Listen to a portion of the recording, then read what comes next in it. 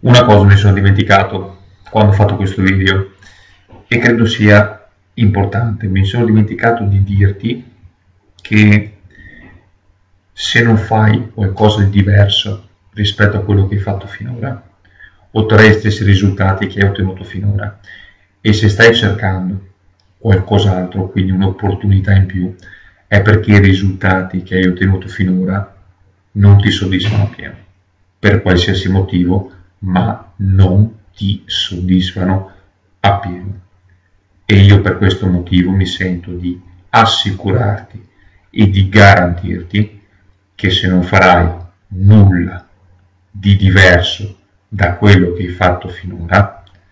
tra 5 anni, 2 anni, 3 anni, 10 anni, un anno, sarai nelle medesime condizioni in cui sei ora. Ciao.